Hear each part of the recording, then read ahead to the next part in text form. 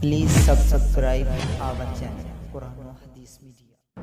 السلام علیکم ناظرین، آپ دیکھ رہے ہیں قرآن و حدیث میڈیا۔ میں ہوں محمد اویس۔ ہمارے ساتھ جو ہے وہ عبدالغفار پروفیسر حافظ عبدالغفار بہاولپوری صاحب موجود ہیں۔ آج ہم ان سے پوچھیں گے جو ہے وہ پرائم منسٹر عمران خان نے جو ہے وہ سزا کا اعلان کیا ہے کہ جو ہے وہ یعنی کہ کسی کے ساتھ زیادتی کرتا ہے، کسی عورت کے ساتھ یا کسی بچے کے ساتھ، تو اس کو جو ہے نا وہ تجویز کردہ سزا عمران خان نے جو ابھی اعلان کیا ہے کہ جو ہے وہ اس کو نامرد بنا دیا جائے گا۔ تو اس میں ہمیں جو ہے وہ اسلام کیا کہتا ہے، اسلام کی کیا جو ہے وہ اللہ کے نبی صلی اللہ علیہ وسلم نے اس پہ جو ہے نا وہ کیا سزا مقرر کی ہے، یا اس حوالے سے وہ آج ہم پروفیسر عبدالغفار بہاولپوری سے پوچھیں گے۔ السلام علیکم۔ جی وعلیکم السلام ورحمۃ اللہ۔ الحمدللہ رب العالمین والصلاۃ والسلام علی رسولہ الکریم۔ میں مبارکباد دیتا ہوں قرآن و حدیث میڈیا کے ذمہ داران کو کہ آپ ایسے ایشوز پر اہل علم کے ویوز لیتے ہیں اور عوام کو اویئر کرتے ہیں۔ تو سچی بات یہ ہے کہ پوری قوم کا دل شدید دکھی ہے اس مسئلے میں۔ یہ بہت تکلیف دہ اور پریشان کن مسئلہ ہے کہ اسلامی مملکت میں آن روڈ اس قدر گھناؤنا فعل کیا گیا، تو اس میں غم بھی ہے اور شرمندگی بھی بے پناہ ہے۔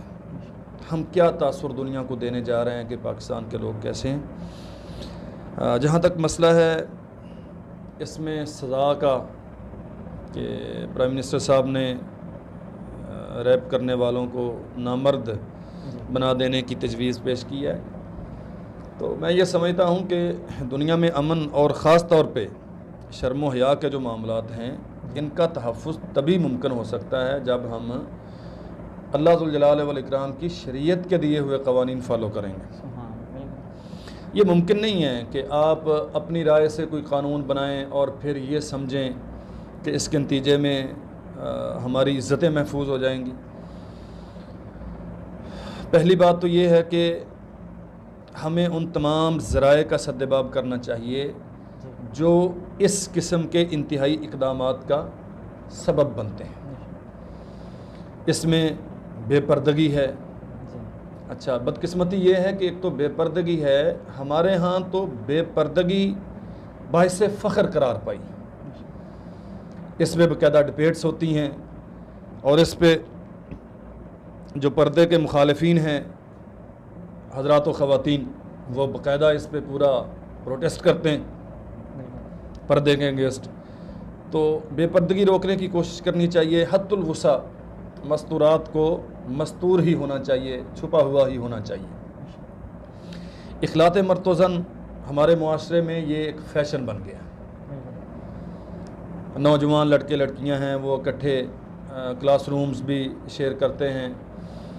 اب تو ہاسٹل، پرائیویٹ ہاسٹلز بھی شیئر ہو رہے ہیں، ٹریولنگ ہو رہی ہے، کوئی ان کا خونی رشتہ نہیں ہے، کوئی محرم کا رشتہ نہیں ہے، وہ اکٹھے ٹریولنگ کر رہے ہیں، پارکنگ مطلب پکنک پوائنٹس پہ، پارکوں میں جا رہے ہیں، آؤٹنگ پہ جا رہے ہیں۔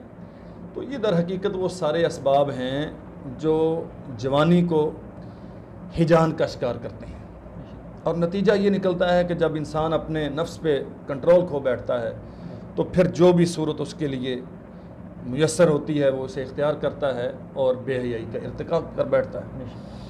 تو میں آپ کے اس چینل کے توسط سے ارباب اقتدار سے یہ ریکویسٹ کروں گا، اپیل کروں گا، اور پوری قوم سے، پاکستانی قوم سے، کہ ہمیں ان ذرائع کا بھی سدباب کرنا چاہیے جس کے نتیجے میں یہ سارا کچھ وقوع پذیر ہوتا ہے۔ جہاں تک مسئلہ پرائم منسٹر صاحب کی اس تجویز کا ہے تو میں یہ سمجھتا ہوں کہ دین اسلام ایک مکمل دین ہے، اور نبی کریم صلی اللہ علیہ وسلم نے کوئی مسئلہ تشنا نہیں چھوڑا۔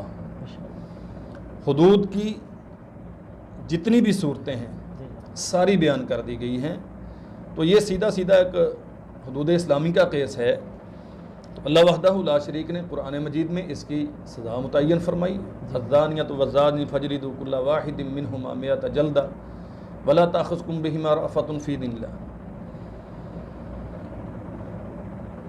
ہر زانی مرد اور عورت اس کے لیے 100 کوڑے ہیں، اور فرمایا ولا تاخذکم بہما رأفۃ فی دین اللہ، یہ اللہ کے دین کی حدود کا مسئلہ ہے، اس میں نرمی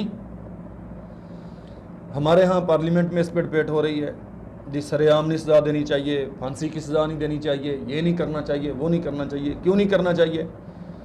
اس میں شدت پسندی کا تاثر عام ہوتا ہے۔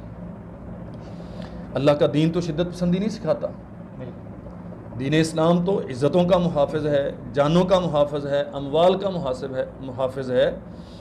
سو ہمیں اس قسم کی لایانی بحث میں الجھنے کی بجائے سیدھا سیدھا کتاب اللہ کی طرف آنا چاہیے، محمد رسول اللہ صلی اللہ علیہ وسلم کی شریعت کی طرف آنا چاہیے اور پوچھنا چاہیے کہ اسلام ہمیں اس مسئلے میں کیا رہنمائی کرتا ہے۔ کیا ایسے سچویشن میں اسلام ہمیں رہنما اصول نہیں دیتا؟ یقیناً دیتا ہے، اور وہ کیا ہیں؟ ایک تو یہ آیت مبارکہ ہے 18ویں پارے سورہ نور میں، اور نبی کریم صلی اللہ علیہ وسلم نے فرمایا البکر بالبکر میات جلد و میات، اگر زانی مرد اور عورت وہ کموارے ہیں تو 100 کوڑا زانیہ کو رسید کیا جائے گا، وہ مرد ہے یا عورت ہے، اور نفی سنہ 1 سال کی جلا وطنی، یہ حدیث صحیح مسلم میں۔ اور اگر وہ دونوں شادی شدہ ہیں تو نبی کریم صلی اللہ علیہ وسلم نے فرمایا پھر 100 کوڑے بھی ہیں والرجم، اور ساتھ انہیں سنسار کیا جائے گا۔ اب یہ مسئلہ بالکل واضح ہے۔ ایک تو یہ ہے کہ اگر ریپ کرنے والے، اچھا یہاں ایک مسئلہ سمجھنے کا یہ ہے کہ ایک طرف سے رضا ہے اور دوسری طرف سے جبر ہے، تو اس میں جو مجبور ہے سزا اسے نہیں دی جائے گی، جو جابر ہے سزا صرف اسے ملے گی، جو قصدن یہ سارا کچھ کر رہا ہے اسے سزا دی جائے گی، جو بے بس ہے اسے سزا نہیں دی جائے گی، اس لیے کہ وہ تو چاہتی نہیں۔ اچھا اب یہاں ریپسٹ اگر وہ شادی شدہ ہیں تو 100 کوڑے اور پھر رجم ان کی سزا ہے نبی کریم صلی اللہ علیہ وسلم کی صحیح حدیث کی روشنی میں۔ اور فرمایا وَلَا تَأْخُذْكُمْ بِهِمَا رَأْفَةٌ فِي دِينِ اللَّهِ، اس میں کوئی نرمی کا پہلو نہیں، یہ چہرہ سامنے جائے گا، وہ چہرہ، جو بھی چہرہ سامنے جائے گا یہ اللہ کی حد ہے اور اسے قائم کرنا ہے۔ اور جہاں تک یہ مسئلہ ہے کہ اسے سر عام کرنا چاہیے تو اللہ قرآن میں کہتے ہیں وَلْيَشْهَدْ عَذَابَهُمَا طَائِفَةٌ مِّنَ الْمُؤْمِنِينَ، جب انہیں سزا دی جائے تو لوگوں کی، مومنوں کی ایک بڑی جماعت وہاں موجود ہو تاکہ لوگوں کو اس سے عبرت حاصل ہو اور وہ بات پورے معاشرے میں پھیلے۔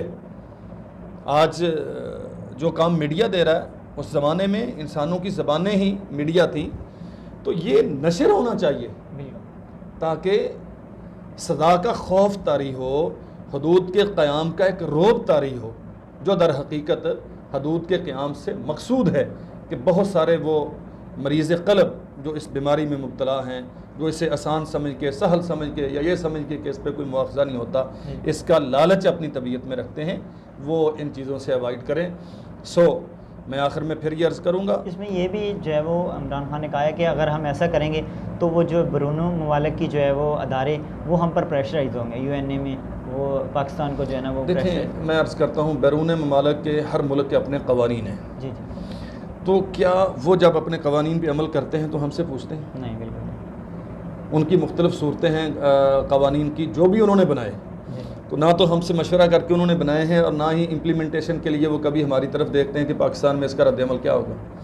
ایون کہ فرانس میں نبی محترم صلی اللہ علیہ وسلم کے گستاخانہ خاکے بنائے جا رہے ہیں، دنیا کے مختلف مقامات پہ یہ جسارتیں ہو رہی ہیں، تو وہ بالکل بے خوف ہیں، حالانکہ 1.5 ارب سے زیادہ مسلم آبادی اس پہ پروٹیسٹ کر رہی ہے، احتجاج ریکارڈ کروا رہی ہے، ہمارے دلوں کو تکلیف ہو رہی ہے، لیکن وہ ان کا قانون چونکہ انہیں آزادی اظہار رائے کا حق دیتا ہے تو وہ یہ کر رہے ہیں۔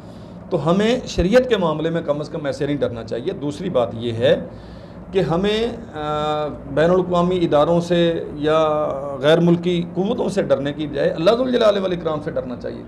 ہمیں یہ پیش نظر رکھنا چاہیے کہ اگر ہم شریعت کی ان حدود کا قیام عمل میں نہیں لاتے تو اللہ ذوالجلال والاکرام ہم سے ناراض ہوگا، اور میرے خیال میں، بلکہ یقیناً یہ میرا ایمان ہے، اللہ کی ناراضگی دنیا کی ناراضگی سے بہت بڑی ہے۔ تو میں تو یہ سمجھتا ہوں، اور علی وجہ البصیرہ ہم یہ سمجھتے ہیں کہ اس کا ایک ہی حل ہے، تمام وہ ذرائع جو انسانی جذبات کو اس انجام سے دو چار کرتے ہیں ان کا سدباب کیا جائے، جی اور پھر اگر کوئی بدبخت ایسا ارتکاب کرتا ہے تو اسے قرار واقعی وہ سزا دی جائے جو اللہ ذوالجلال والاکرام نے یا محمد رسول اللہ صلی اللہ علیہ وسلم نے بیان فرمائی ہے۔ اللہ ذوالجلال والاکرام ہمیں توفیق عطا فرمائے۔ وجزاکم اللہ بہت بہت شکریہ جی۔ ناظرین انشاءاللہ اگلے پروگرام میں پھر حاضر ہوں گے، تب تک کے لیے ہمیں اجازت دیجیے، اللہ حافظ۔ دعوت قرآن و سنت اپنی یہ پہچان ہے۔